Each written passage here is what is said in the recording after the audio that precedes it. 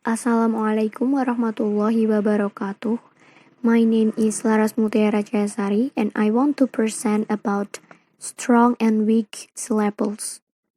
A syllable is a unit of sounds where the center sound, usually vowels, has little to no obstruction airflow or compared to the surrounding. A syllable have two types. There are strong syllable and weak syllable. In a polysyllabic word, a strong syllable is always longer as well as spoken louder and with more stress than weak syllable.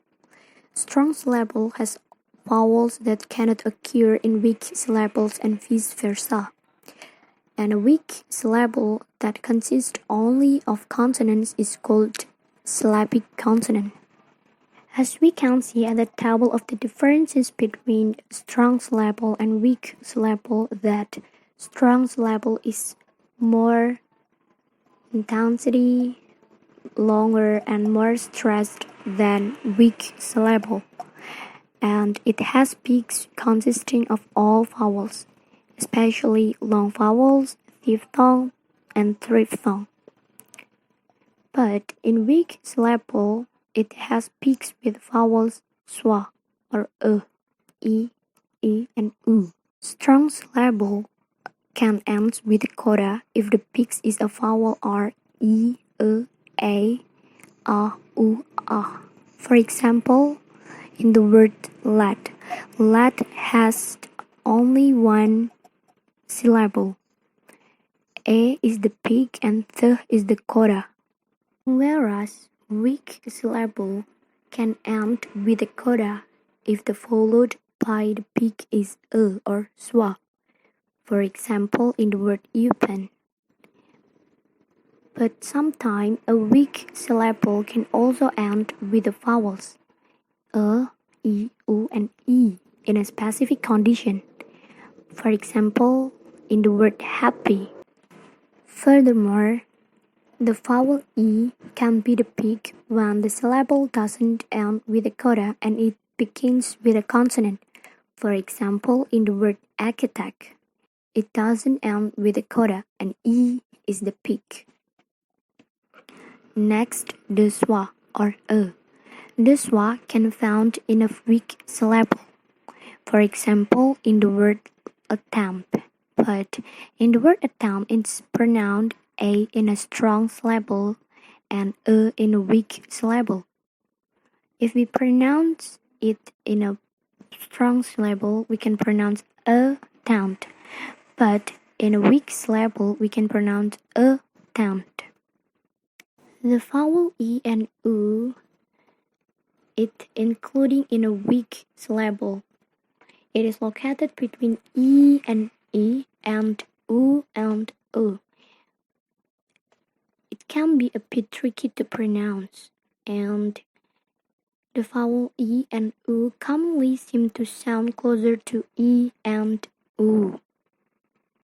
Where e can be found. It can be found in some terms, but not always in the E script, but it can sound E.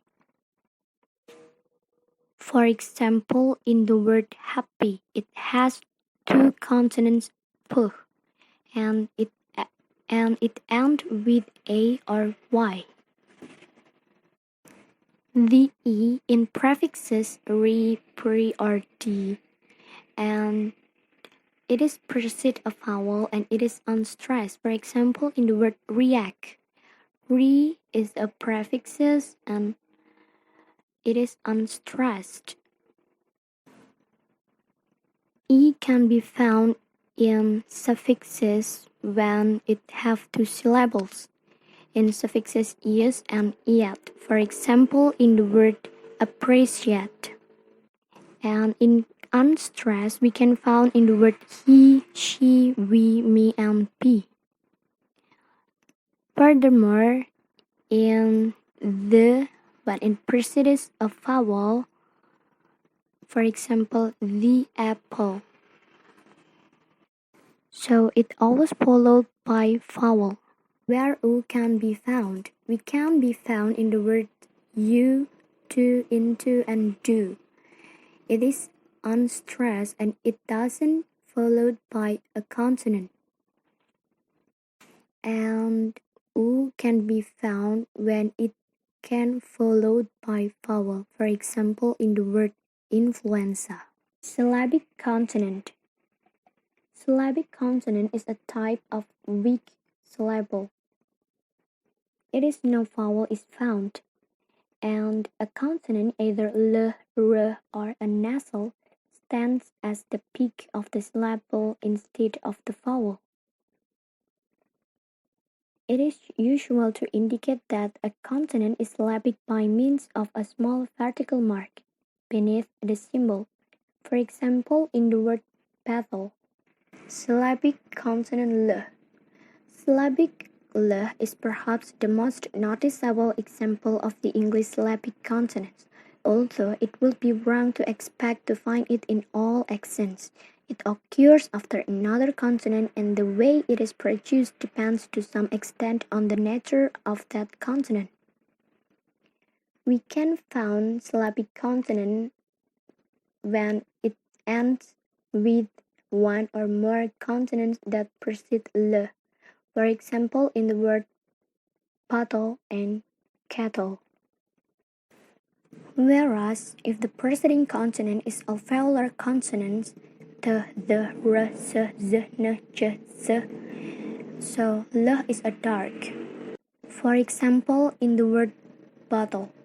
Furthermore, syllabic consonant l can be found in and with l or al. For example, in the word panel and kernel.